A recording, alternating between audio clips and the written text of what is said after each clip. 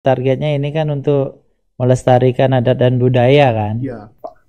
Karena pengalaman saya berbicara sama tamu itu, dia itu bosen Pak dengan cloud, Hmm. dengan apa namanya itu keramaian. Kadang-kadang kan Kehidupan kota ya ya. hidup kota kan. Cara kita memperkenalkan adat dan budaya Bali ini dengan cara melestarikan seperti yang Pak Tul lakukan. Mungkin bisa cerita sedikit dari apa saja yang ada di Bali Purma Art dan Workshop ini. Di Bali Purma Art ini hampir kita ada 12 kesenian yang ada 12 activity ya. activity Ya. seperti belajar ngerinde. Sangat jarang ada apa istilahnya kelas untuk bikin layang-layang. Ini kan jarang sekali kita temui di Bali. Ya Pak, ini saya terpikirkan karena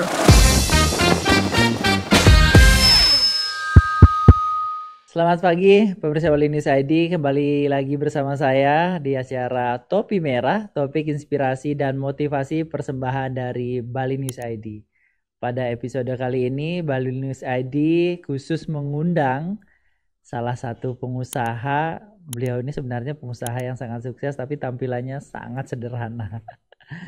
Beliau dikenal nama bekennya Pak Putu Liong, tapi nama aslinya Pak Putu Martane. Om Swastiastu Pak Putu. Pak Tuliong. Jadi lebih banyak orang yang kenal Pak Tuliong ya. Gimana ceritanya Niki Pak Tu? Di awal nama dari Putu Martana jadi Putu Liong. Mungkin cerita sedikit lah tentang masa kecilnya Pak Tu dulu. Niki Pak Tu kan asli Bali kan ya? Asli Bali, lahir dan besar sampai sekarang di Bali. Mungkin cerita sedikit. Ya, sekitar di waktu SD Pak, saya punya teman, ya sebelah rumah saya itu, teman saya namanya Komang Dire. Komang Dire. Ya, dia itu kan anaknya sedikit badil. Waktu sekolah, waktu SD kan gigi saya itu berat lah bahasa Balinya itu. Ompong ya. Dipanggil Putu Kiong, Putu Kiong, Putu Kiong. Putu Kiong. Lambat laun, akhirnya dia salah mengucapkan. Disebutlah saya Putu Liong, Putu Liong sampai sekarang. Berarti ini sebutan dari waktu kecil sampai sekarang. Dan sekarang pun menjadi nama beken. Ya siapa yang nggak kenal Putu Liong di Ubud ya. Oke, kembali lagi ke cerita masa kecil Pak Tu. Lahir dan besar di Ubud bagian mana? Di daerah mana? Daerah Mas, banyak tinggal bikin namanya. Oh, di daerah Mas ya. Mas identik dengan seni. Mungkin cerita sedikit gimana dari kecil itu di daerah Mas. Karena kan saya itu lahir di desa Mas, otomatis lingkungan kita itu kebanyakan pematung. Jadi saya belajar sama teman, belajar sama paman, bikin patung yang simple seperti kucing, tokek gitu, sampai SMP lah. Berarti ini kalau dibilang dari SD sudah bisa menghasilkan uang ya, dan itu dijual kan Pak tuh waktu itu? Ya dijual, tapi kita kan dulunya bantu-bantu, gitu, sekedar ngamplas atau apa? Ngamplas itu prosesnya. Kalau di Mas itu dulu, waktu masih kecil itu ada prosesnya belajar sebelum bikin patung. Pertama kita harus mengenal ngamplas namanya. Setelah itu ngerot namanya, pakai pisau kecil yang tajam. Setelah itu baru proses bentuknya pakai kapak. Oh, berarti kebalik ya, dari ngalusin dulu, dari yang paling halus, habis itu ngalusin sedikit, ngerot ya, baru mempola. Oh, tidak langsung dari mempola langsung gini. Sekarang setelah berubahnya waktu, ada istilahnya mesin jijik gitu loh. Kita mal lebih gampang jadinya kerjanya. Oh, jadi memang Pak Tu ini dari kecil memang katah dengan jiwa senimannya ya, seniman patung. Nah, di Mas sendiri selain seniman ini kan Pak Tu sekarang bergerak di bisnis, dan bisnisnya kalau boleh saya sebut, saya sempat baca-baca juga dari brosur segala macam, banyak sekali bisnis yang Pak Tu ambil. Nah, mungkin cerita dari SD itu menganjak SMP, masih di Mas, SMA, lanjut seperti apa sampai ada di posisi sekarang? Ya Pak, karena kita apa namanya, dari keluarga yang kurang mampu. Waktu SMP itu saya sudah melihat, oh saya ingin seperti dia. Saya punya sudah punya gini ya, sudah punya istilahnya gambaran waktu itu. Ya. Kalau dulu kan lihat paman saya itu dulu jual Surya, namanya Surya itu patung yang tinggi tapi tipis itu. Lalu dicat Surya. Ya. Oh sangat berhasil sekali dia dulu itu. Oh, saya ingin. Itu tahun berapaan? Sekitar tahun 2000-an oh, gitu, tahun SMP. Saya harus berusaha seperti dia. Oh berarti orang-orang terdekat dulu ini, oh ini paman saya sukses di bidang ini, saya harus bisa seperti itu. Memang cara saya untuk mendapatkan ilmu itu, seperti siapa saya harus dekat sama dia, belajar. Contohnya saya senang budaya. Dulu saya pernah dekat sama bapak itu namanya Pak Ketulio dari Peliatan. Dia itu suka rokok gudang garam, kopi. Setiap ketemu sama dia itu saya selalu bawa rokok filter gudang garam. Hadiah ya istilahnya sebagai bahan kan, bukan sogokan itu ya. Ya sharing lah. Kadang-kadang ada beberapa juga teman-teman itu bisa melihat kita, Pak. Oh ini orangnya mau belajar, kan dia senang berbagi gitu. Jadi dari situ, dari awalnya punya ngefans sama seseorang dan terobsesi pengen seperti itu, dan akhirnya bisa mewujudkan. Dari mana Pak tuh mulai kemarin? Oh, dulu waktu SD, SMP itu kan ada beberapa saya lihat yang dari orang Mas itu bisa berbahasa Jepang, Pak, berbahasa Inggris. Dari itu saya berpikir, oh kok mereka itu bicara aja sudah dapat uang gitu. Akhirnya saya belajar. Jadi kuliah dulu dapat sih kuliah, tapi kan prosesnya dari SMP. Oh dari SMP belajar otodidak nih bahasa Inggris ya. Ada kursus. Ada kursus juga. Karena waktu itu saya sudah berpikir gini Pak, di SMK ya, saya sudah di SMK setelah SMP itu kan setiap minggu itu sudah dapat 2 kali bahasa Inggris. Kalau kita kursus lagi kan 2 kali. Double jadi. Jadi pelajar yang kita dapat di sekolah di SMK itu sudah kita belajar di kursus. Jadi kan lebih cepat lah bisa. Dan lagian waktu SMK itu sekolahnya di Putra Bangsa namanya Pak, di sebelah Hotel Ibah itu. Yang jembat ya. Sekarang kan udah jadi parkir kayaknya ya. Jadi waktu itu guru saya mengizinkan bila mana ada pelajaran bahasa Inggris, kita bisa keluar Pak. Bebas dikasih keluar. Ya. Yang penting kita itu berbicara sama bule. Waktu itu kan bule lebih larang sampai sekarang ya. Apa namanya itu campuan British Walk itu lebih ke bukit gunung-gunung lebah kita dikasih kesempatan belajar Pak. Walaupun nggak di kelas kan itu yang saya pikir lebih cepat kita bisa mengerti. Oh berarti dari tahun itu guru yang mengajar di situ udah punya cara tersendiri untuk mengajarkan bahasa Inggris secara langsung ya? Mungkin ya bisa dibilang, soalnya dulu kan waktu SMK itu saya termasuk anak yang nakal Pak. Keluar gitu ngobrol. Bolos. Tapi nggak bolos ini ya. Kalau keluar itu sambil belajar bahasa Inggris ya. Waktu itu kan otak kita nggak kuat Pak belajar semua pelajaran IPS, IPA, matematika. Tapi sebenarnya itu sangat perlu Pak. Tapi saya lebih fokus dengan belajar bahasa dulu.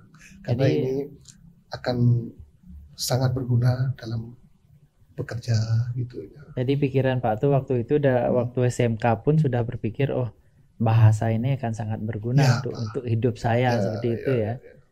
Jadi di samping itu langsung dapat praktek dengan kamu langsung di situ. Sampai sekarang berapa bahasa bisa dikuasai?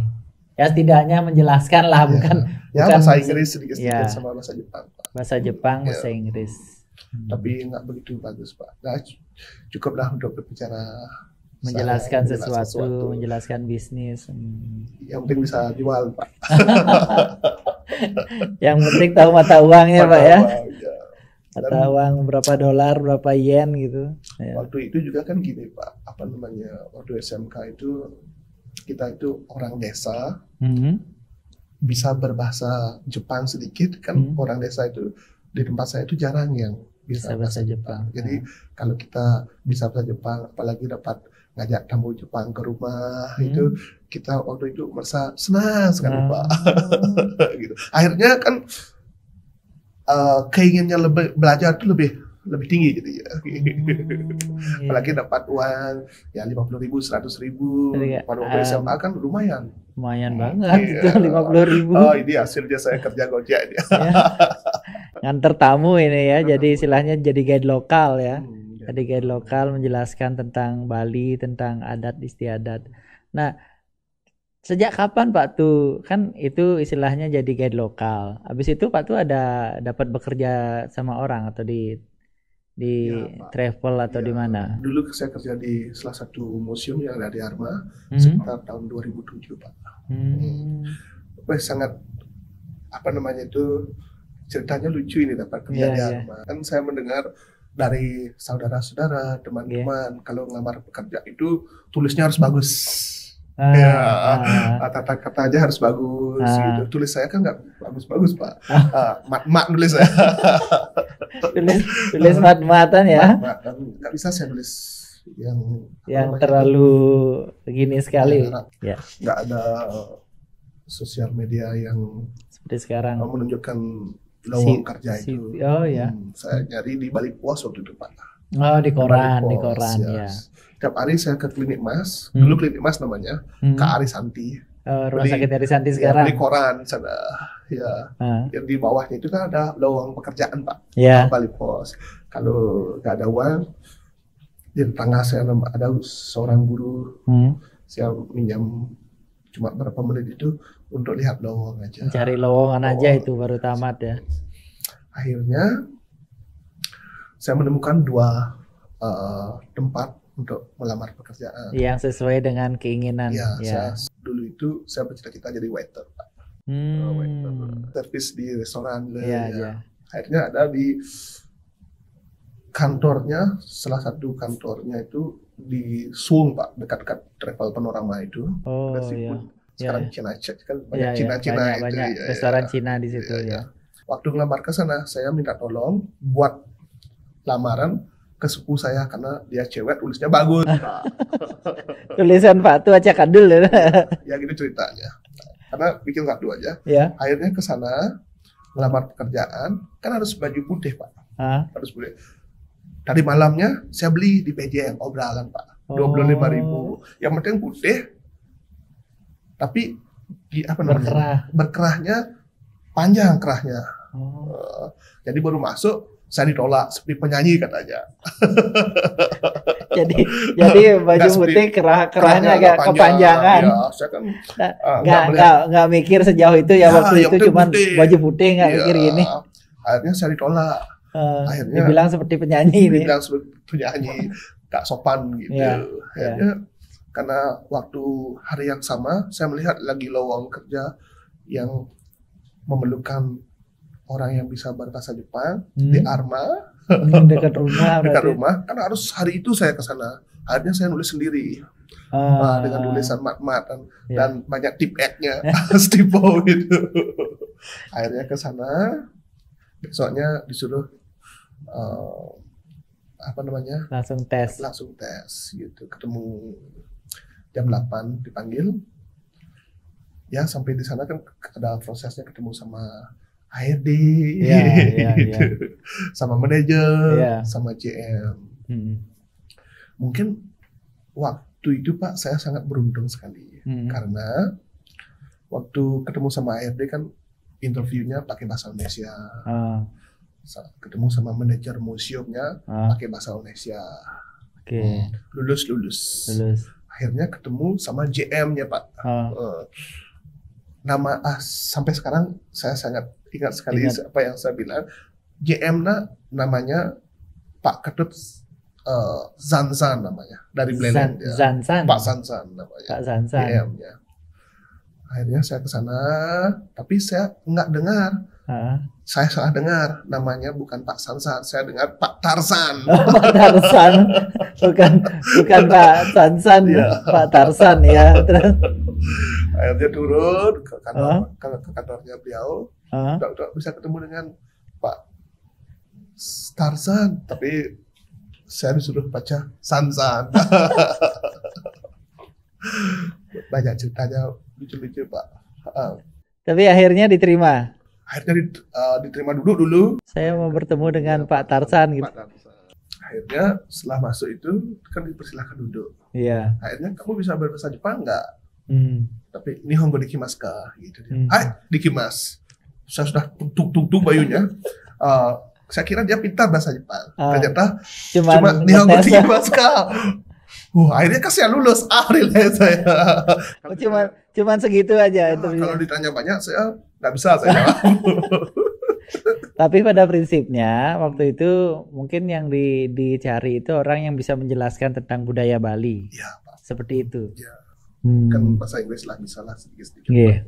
Makanya semenjak saat itulah saya berpikir Pak, kita itu harus berani dengan kemampuan kita sendiri. Jangan tergantung sama orang tua, sama teman, sama orang lain gitu. Yeah. Pokoknya saya pede dengan diri saya kemampuan sendiri. Semenjak itulah, walaupun tulis saya jelek, ya sampai sekarang saya pakai prinsip itu Pak.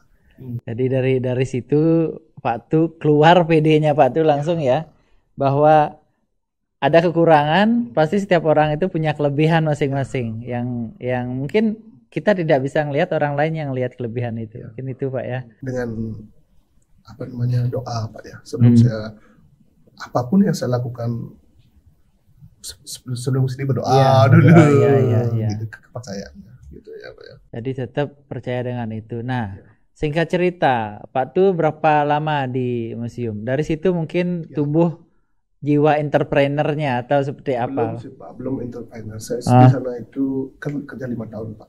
Lumayan lama juga ya. Di sana saya dapat banyak ilmu Pak, ketemu sama ownernya Arma namanya Bapak Agung Rai. Iya, Pak Agung Rai. Baru ketemu saya sudah disuruh sama dia, sama beliau, tempat ini seperti kertas putih, gitu dia bilang. Kalau bagus menulisnya, bagus melukisnya, akan menjadi objek, akan menjadi pelukis yang indah. Gitu ya. Artinya kalau tempat ini dimanfaatkan untuk belajar, sangat bagus sekali Pak. Kan tamu Ramatur banyak di sana, GTB waktu itu kan saya bisa praktek langsung, saya belajar kursus. Saya dulu dapatlah kuliah di STIBA namanya, sekolah tinggi bahasa asing. Kan malamnya kita kuliah, paginya kita bisa praktek, kan lebih cepat. Gitu. 5 tahun saya kerja di sana. Kan dari 5 tahun itu kan banyak proses Pak, banyak pengalaman, banyak ketemu sama seniman, banyak ketemu sama orang-orang gitu. Iya. Jadi dulu punya pertama Pak Tu punya idola paman sendiri, setelah bekerja di industri yang lebih besar punya idola baru ini. Jadi di situ Pak Tu banyak belajar tentang bisnis, tentang gimana menghandle tamu, tentang gimana meng-create sesuatu mungkin. Lanjut setelah itu gimana? Setelah saya kan 5 tahun ini bekerja di Arma ini kan banyak ada proses Pak. Belum pernah saya mengenal uang 500.000, 1 juta Pak. Kan di waktu itu ya kan gaji saya ya di bawah itu. Tapi malam harinya di sana itu ada performance seperti catch up dance, legong dance. Kita itu dikasih kesempatan overtime. Kan kita kerja cuma 1 jam dikasih 15.000 kan banyak. Lumayan. Makanya saya udah bekerja save money gitu. Terus akhirnya saya pakai uangnya untuk bergaul dulu ya. Kalau kita punya uang belum banyak itu kan ada istilahnya investasi bunga ke atas Pak. Oh gitu. Saya lagi kursus mengemudi. Kursus nyetir lagi, selain bahasa kursus nyetir juga. Pokoknya setiap ulang tahun saya mau mengupgrade, setiap tahun itu harus ada upgrade lah. Umur 21 saya baru bisa driving. Nyetir. Ya. Jadi ini juga catatan buat anak-anak muda sekarang ya, generasi muda Bali. Kata Pak Putunya setiap tahun kita harus upgrade diri.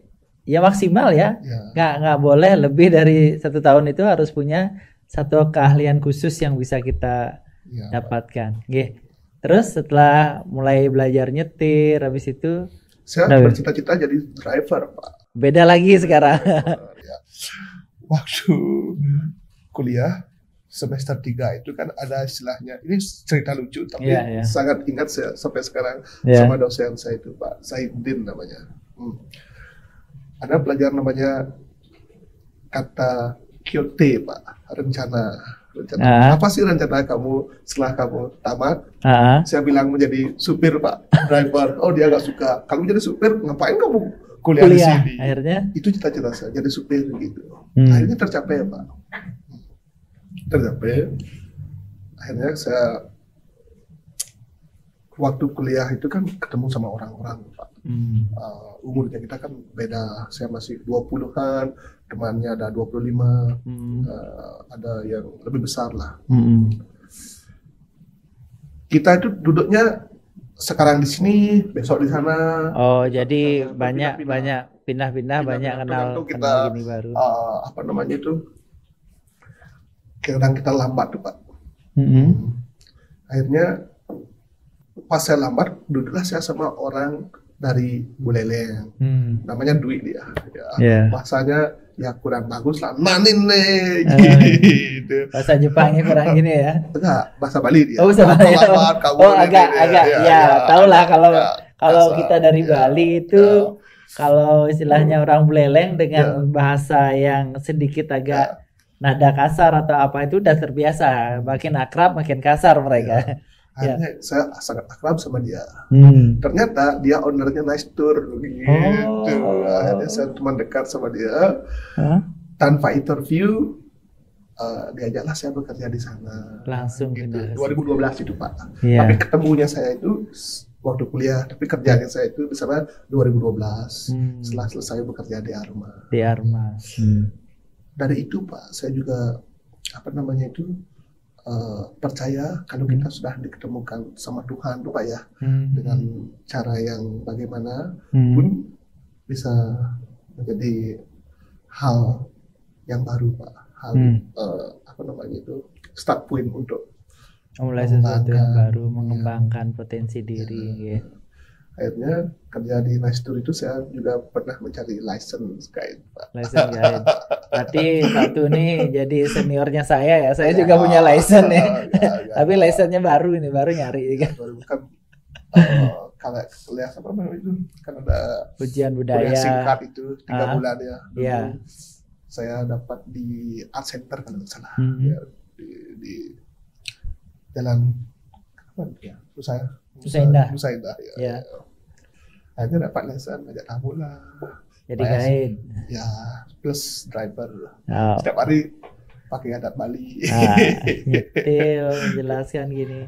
Tapi ini benar-benar jadi guide yang resmi ya, bukan seperti sekarang yang kita ketahui itu banyak ya WNA pun banyak yang jadi guide sekarang di Bali. Ya, singkat cerita. Pak tuh memulai usaha itu kan sudah jadi guide ya, biasalah perjalanan guide itu. Kalau waktu itu jadi supir guide plus guide gitu. Supir plus guide waktu itu adalah pekerjaan idaman semua orang sebenarnya pada waktu itu. Ya, sampai sekarang pun sampai sekarang. Tapi kalau dibandingkan dulu dengan yang sekarang penghasilannya mungkin jauh dulu ya Pak ya. Dari mana Pak tuh memulai setelah jadi driver plus guide ini? Memulai usaha Pak tuh. Ya, jadi berbarengan atau gimana nih? Nah, beda Pak. Makanya saya tadi bilang itu kita punya rencana, tapi Hidasan yang Widi yang menentukan Pak ya. Tuhan waktu yang itu ya. Di Arma kan saya kerja setiap minggu itu dapat libur setiap hari Selasa Pak. Ini ceritanya dulu. Iya. Waktu di Arma saya nggak punya mobil. Tapi pas hari Senin itu karena besoknya libur, istilahnya saya berusaha nyari satu tamu Pak, biar besoknya dapat tur. Oh berarti itu caranya Pak tuh dapat tur tuh besoknya. Ya, untuk sebelum kerja di travel itu. Iya. Tapi kan otak saya harus main, Pak. Saya nggak punya mobil, saya nggak punya uang untuk menyewa waktu itu 150 harga per hari Avanza apa gimana. Tapi saya ajak teman, Pak. Dia sudah punya mobil, tapi walaupun saya dikasih untuk makan aja nggak apa-apa. Tapi kan kita dikasih istilahnya tipping bagi sesuatu lah. Ya. Yang penting saya tahu jalan, Pak. Waktu kerja di Arma kan saya nggak tahu Google, Pak. Orang kita di dalam museum aja menjelaskan itu, nggak tahu rute, nggak tahu Lovina gitu. Akhirnya saya kasihlah dia tamu, tapi saya ikut di sana. Gitu. Akhirnya jalan tahu Besakih. Berarti kan dari Kintamani bisa nyebrang ke Besakih. Dari Besakih lewat Munchen ke Amet, jalan shortcut tahu lah Akhirnya bagus pertanyaannya inilah awal bulan saya mulai berbisnis, Pak. 5 Oktober 2012. Ingat sekali saya di 5 Oktober 2012.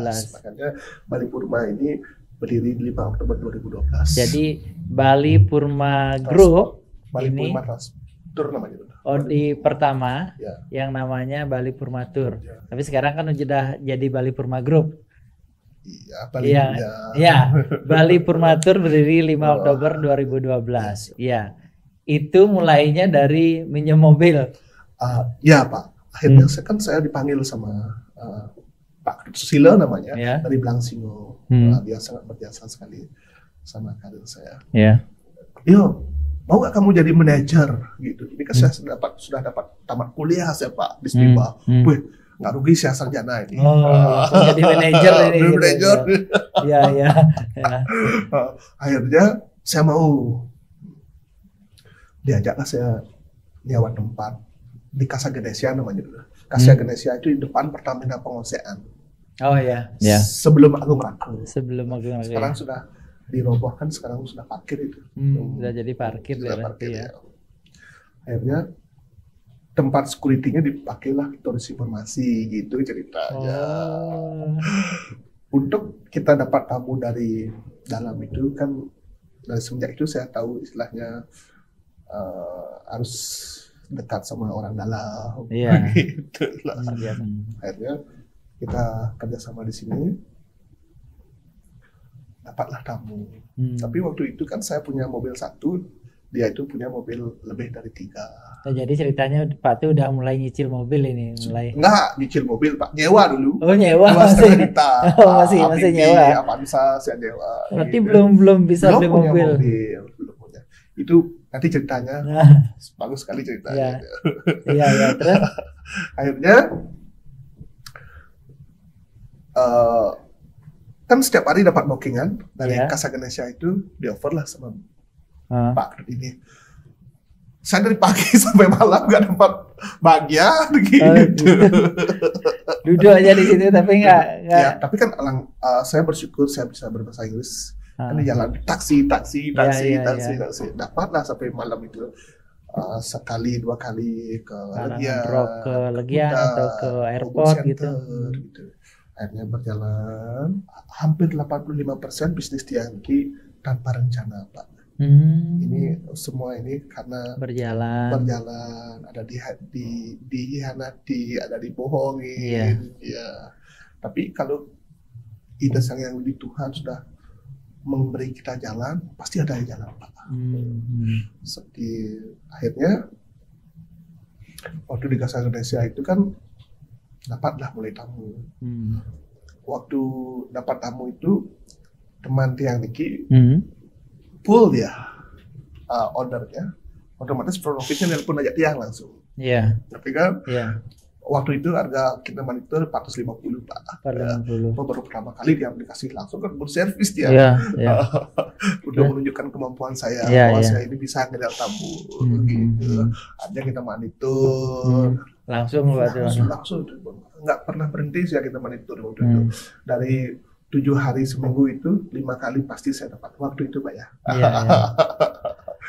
Akhirnya setiap hari berangkat ya. Setiap hari, Pak. Makanya dulu itu Sari Restoran namanya yang di Kintamani itu. Bu Jero itu Om Swastiastu. Udah lihat setiap hari lah. Pak katanya pernah ke sana? Pernah sama saya serius. Sekarang sudah beda namanya itu. Apa ya, lupa saya. namanya itu. Iya. Ya. Akhirnya karena saya sering dapat tamu setiap hari itu, teman-teman yang di jalan itu mendekatlah sama saya. Ikut ke Pak Tu. Iya. Ada namanya Dewa Walid dan Dewa Yogi namanya. Yang pertama ini timnya ini. Ya, tim di jalan ini. Tim jalan. Karena dia kan merasa diuntungkan, saya juga diuntungkan. Kalau saya dapat, pokoknya dari hotel itu saya terima ordernya. Karena saya nggak punya supir, nggak punya driver, kan saya harus ngasih teman-teman. Gitu ceritanya. Tapi saya pilih yang tur yang bagus-bagus. Ya, tur yang bagus, habis itu tim yang bagus, yang kompak juga. Iya, akhirnya kita ini bertiga Pak, punya deal untuk bertiga aja. Seandainya kamu dapat tamu lebih, kasih ke saya. Saya dapat tamu lebih, saya kasih ke kamu. Ini bertiga kita setiap hari dapat kerja Pak. Salah satu dari mereka itu ngasih lah ke temannya, nggak ngasih ke saya. Saya kan tahu sebenarnya dia ngasih ke temannya, kan rugi dia. Saya banyak ada tamu. Iya. Akhirnya saya nggak percaya sama dia. Selesai sama. Nah, masih sekarang hubungannya. Tapi saya diam-diam nyari driver lain. Ya, ini awal mulanya saya punya satu driver. Unit. Khusus. Nggak punya uang Pak. Nyewa mobil, termasuk drivernya kita kasih pekerjaan. Jadi mobilnya Pak Tu sewa, Pak Tu nyari driver. Dia jadi drivernya langsung. Jadi drivernya langsung Pak Tu pekerjakan, carikan tamu. Tanpa sekolah berdua ini. Iya. Saya awal mulanya punya supir, driver satu. Senia kalau salah. Nah, DK-nya masih ingat saya 1640 kg. 2,5 juta saya sewa. Masih ingatannya masih bagus sekali tahun itu. Akhirnya kan banyak lagi punya tamu. Driver saya ini di Rekomerah, temannya lagi masuk langsung. Wah, lagi saya punya driver. Iya. Itu ceritanya. Akhirnya 2014 mulailah ada sedikit gini Pak, gejolak karena paguyuban lokal Pak. Saya kan bukan orang lokal di sana. Bukan orang lokal Ubud ya. Enggak, penguasaan. Di penguasaan waktu itu. Adalah orang lokal yang masuk gitu. Akhirnya kan kita itu nggak nyaman Pak. Iya. Rasa ya sedikit. Ya kita kan maklum lah, bukan orang lokal. Iya. Gitu kan. Kita harus sadar diri. Jadi kita nggak nyaman kerja di sini lagi. Akhirnya saya nyari 2014 tempat. Akhirnya ketemulah di Bisma Pak. Jalan Bisma. Di Bisma inilah kita dapat ya lumayan dari 2014 itu sampai 2019, 5 tahun dapat rezeki, kita bisa mengembangkan lagi Pak. Tapi waktu itu Jalan Bisma sedang gininya ya, tamunya sedang bagus-bagusnya juga ya. Kompetitornya kan sedikit Pak. Waktu itu kalau nggak salah yang saya lihat kompetitor cuma ada 3 Pak. Sekarang 25 lebih. 25. Dari situ berkembang, mobilnya tambah banyak, habis itu gini ke motor juga Pak tuh ya. Motor yang lebih banyak. Lebih banyak ke motor. Ya. Bisnis motornya gini ceritanya Pak. Dulu waktu di Casa Ganesha itu saya nggak ada modal Pak. Iya. Minjamlah saya sepeda gayung dulu. Bukan minjam, nyewa. Kita nyewa 350.000 per bulan. Kalau kita bisa jual lebih banyak dari 350, hasilnya kita dapat Pak. Kalau enggak kita rugi. Ya. Akhirnya sepeda itu hilang Pak. Siapa yang ngambil nggak tahu saya. Sepeda gayungnya itu hilang yang disewa. Tadi kan tekor jadinya harus bukan hanya 350.000 yang bayar. Akhirnya berarti kan ada seorang yang nggak suka sama saya di sana. Gitu artinya. Saya harus cari tempat. Gitu. Akhirnya diketemukan sama, kalau kita cari hidup itu seperti burung Pak. Ya, kalau kita burung bio diketemukan sama bio. Iya. Kalau kita burung merpati diketemukan sama merpati. Iya. Jadi intinya orang baik bertemu dengan orang baik gitu. Kayak yang kalau tidak baik dengan diri kita mungkin secara perlahan pasti akan tersingkir gitu. Diketemukanlah saya sama teman saya dari Beliang Pak, namanya Bambang Pak. Dia itu nyewain motor bulanan. Waktu itu harganya 500.000 per bulan. Saya masih ingat DK-nya Scoopy 5009. Laris sekali Pak. Saya cuma nyewa 500.000 Kalau lebih dari 500.000 sisanya saya yang anggap 50.000 waktu itu. Per harinya. Kan kalau 20 kali kan sudah dapat 1 juta. 1 juta udah double, kan. 500.000. Untuk saya sudah dapat 500.000.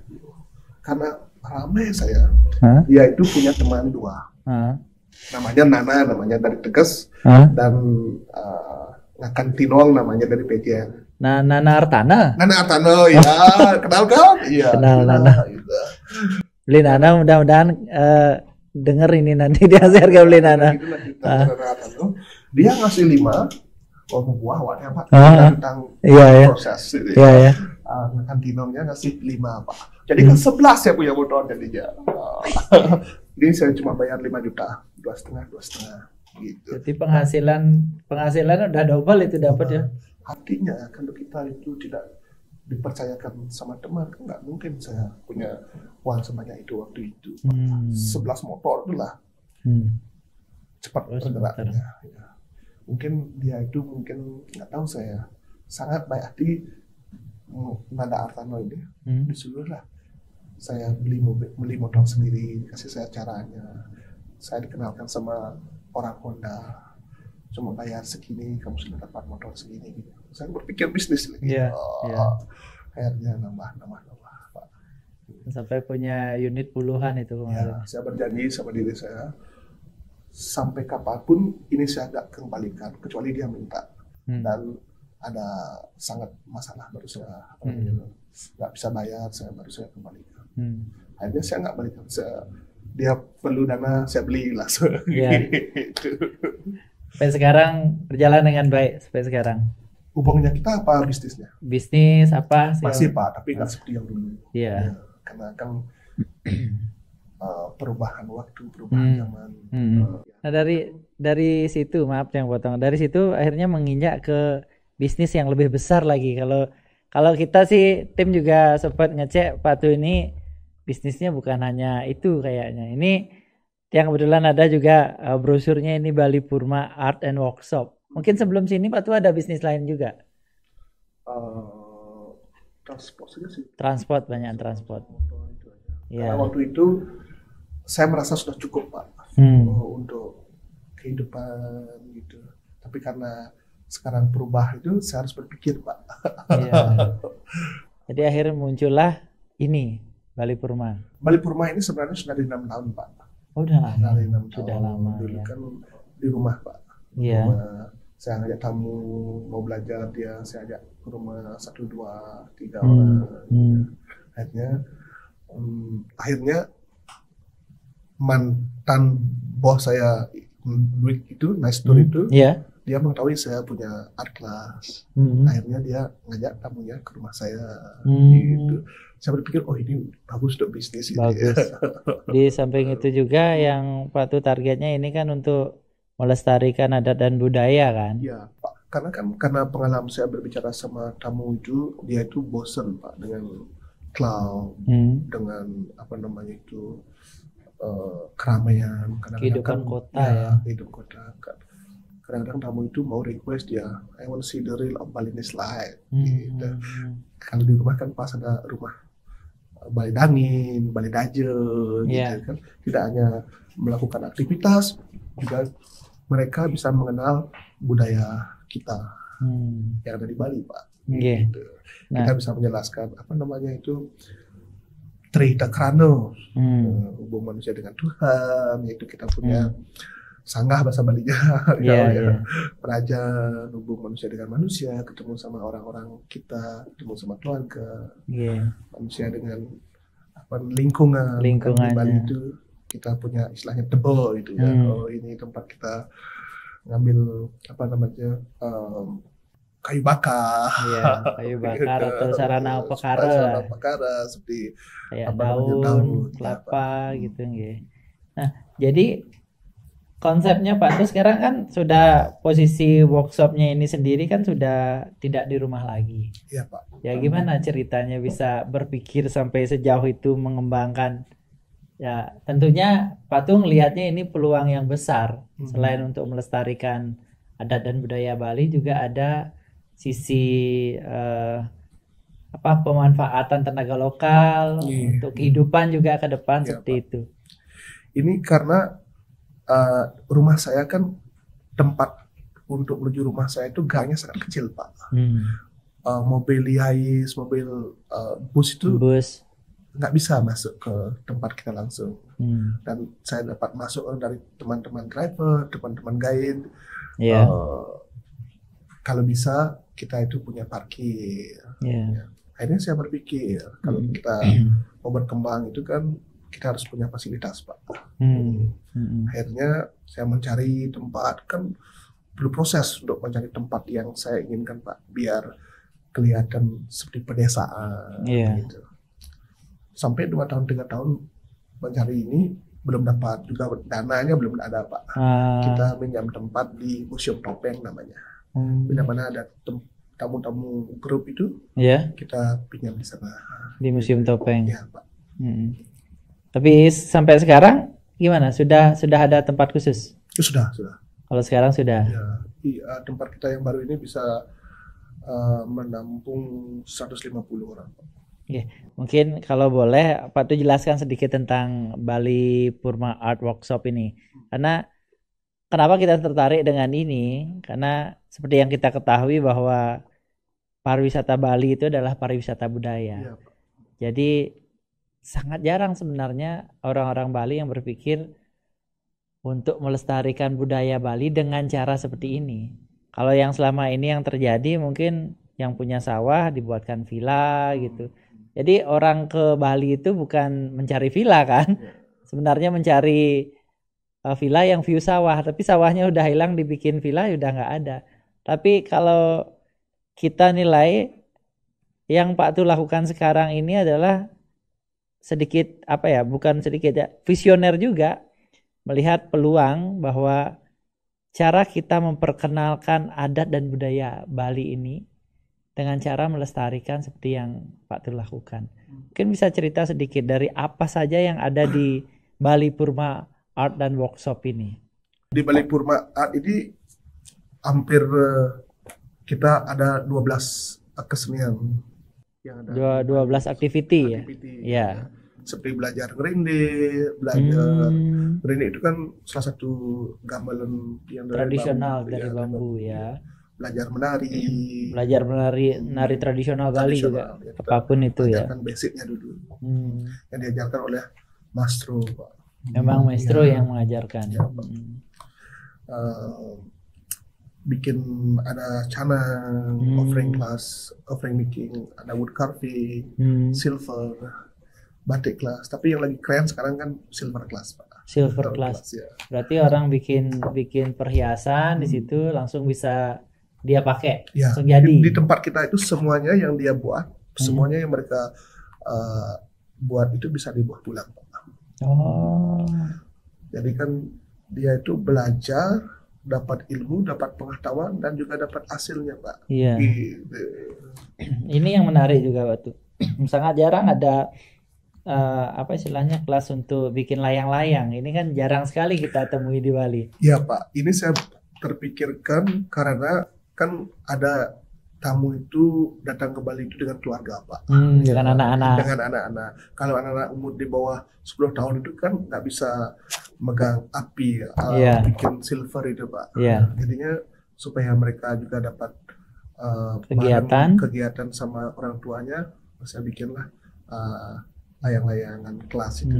Jadi anaknya bisa belajar bikin layangan. Nanti kita yakin layang-layang yang dibuat di kelasnya kita bisa naik langsung Pak.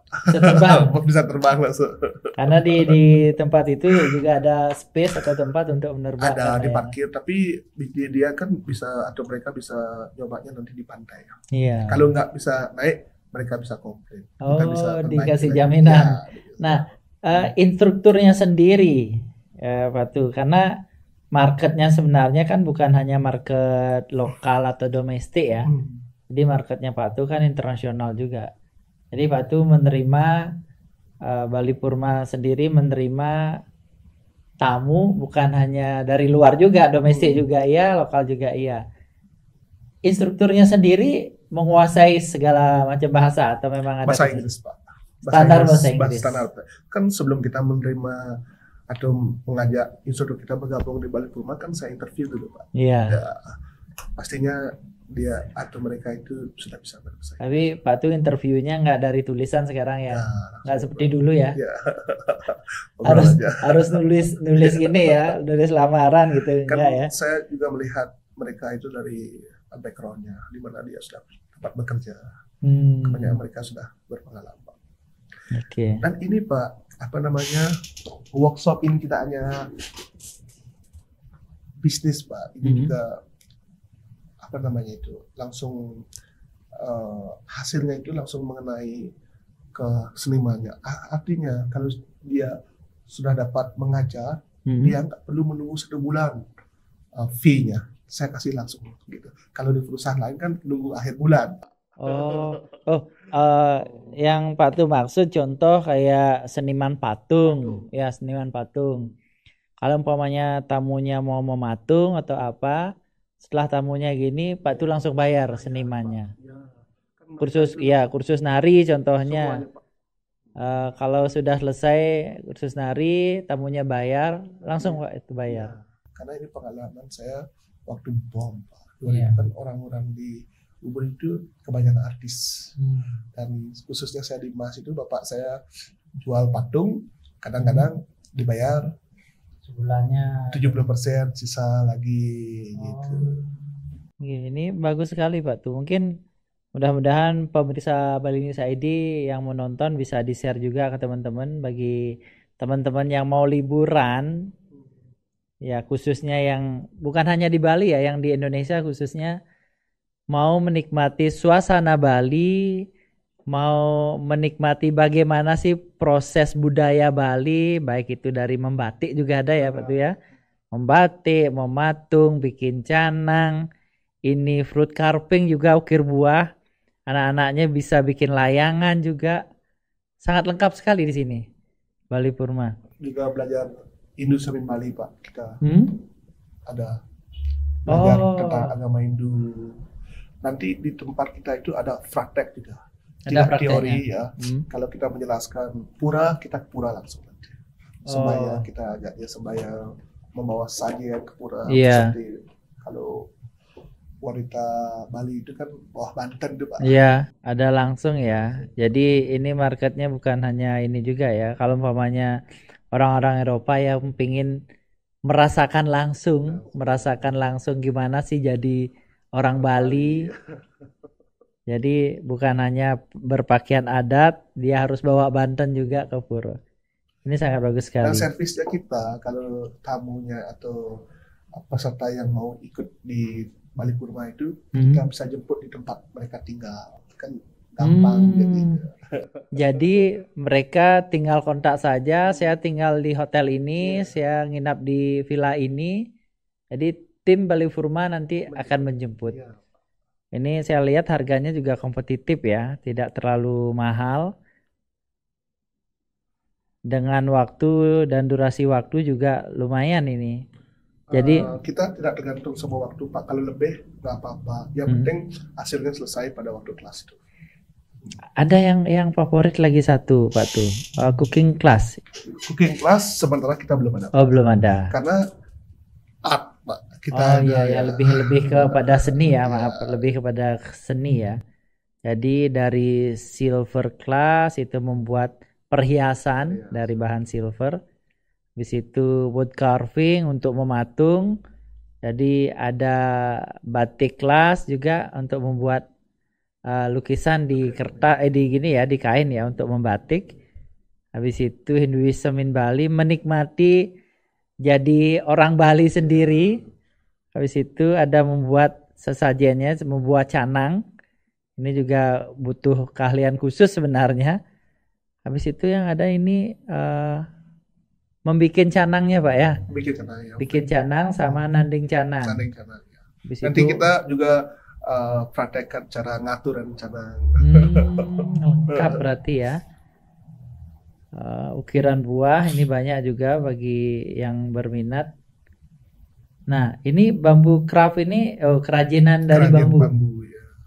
Seperti mungkin rinde atau apa yang kecil-kecil. Ya, bikin seperti kupu-kupu, capung, Ya, gitu. Kerincing. iya, iya, iya. Jadi mudah-mudahan yang butuh dengan informasi ini nanti bisa langsung menghubungi Pak Putu Martana ya, Bali Purma. Sama ada gininya ya Pak tuh ya, media sosialnya ada. Ada. Nah ini dari scroll ke bawah dikit, stop. Nah ini beberapa tamu yang sudah mengunjungi Bali Purma Art ya Pak tuh ya. Iya. Jadi rata-rata selama ini yang mengunjungi itu nationality-nya apa Pak tuh? Prancis, Prancis, Australia, India. Oh, Dan juga banyak kita domestik juga. Yang domestik kemarin juga ada ada. Surabaya yang Oh ini internasional. kalau yang ini nih langsung sampai jadi ya? Ya, Kayak sampai kering langsung bisa dibawa. oke. Coba cari yang nari. Itu yang nari. Oh ini domestik ya. Ajarin dasar-dasar. Oke. Lanjut ya. Jadi scroll ke bawah. Ah, ini jewelry-nya atau perhiasannya itu langsung bisa dipakai Pak tuh ya? Ya, ini dari desain. Ya, desain dulu. Ya. Kalau tamunya membawa desain dari rumah bisa. Kalau tidak, kita ada contoh-contoh Pak. Oh, saya mau ini. Gitu. Itu proses pembuatannya.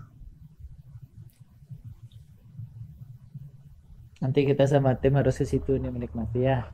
Bisa Ya. aja. Pak tuh, Ya. ini kalau kita bilang proses Pak tuh dari awal mendirikan usaha itu kan saya rasa harusnya jadi bahan inspirasi ya. Jadi bahan inspirasi buat generasi muda Bali terutama. Bahwa semua proses yang terjadi dan hasil yang ada sekarang seperti Pak tuh sekarang rasakan itu harus dilalui dengan proses yang tidak gampang. Ya, mungkin ini sudah ya mau sekarang kondisi kepariwisataan Bali yang lanjut sedikit ya, melebar ke pariwisataan Bali kan sedikit bergeser Pak tuh. Tadi Pak tuh sudah mention juga waktu kemarin bisnis penyewaan sepeda motor rame segala macem. Nah sekarang gimana Pak tuh melihat persaingan? Ya kita harus mengikuti zaman Pak. Ya. Sekarang kan zamannya media sosial Pak. Ya kita mengikuti aja dan kita harus mencari produk yang belum ada supaya kita jarang atau sedikit kompetitornya Pak. Iya, seperti ini contohnya ini kan sebenarnya salah satu contoh untuk melestarikan adat dan budaya. Jangan sampai mungkin pariwisata Bali yang pariwisata terkenal dengan pariwisata budaya itu bergeser dari pariwisata apa istilahnya beach club gitu. Jangan sampai gitu ya Pak tuh ya.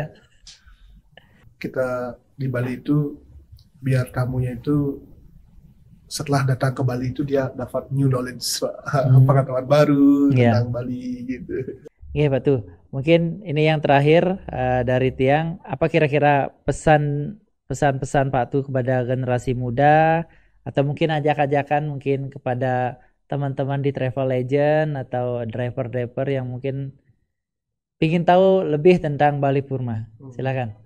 Ya, terima kasih waktunya. Semeton guys, semeton driver niki kita ada tempat yang namanya Bali Purma Art yang tempatnya di Ubud yang berada di Desa Mas.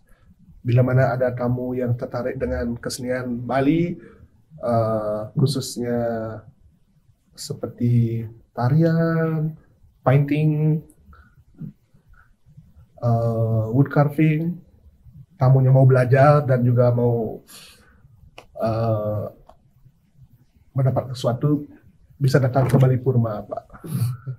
Jadi dijamin ya, dijamin tamunya puas, guide driver juga pasti puas nanti.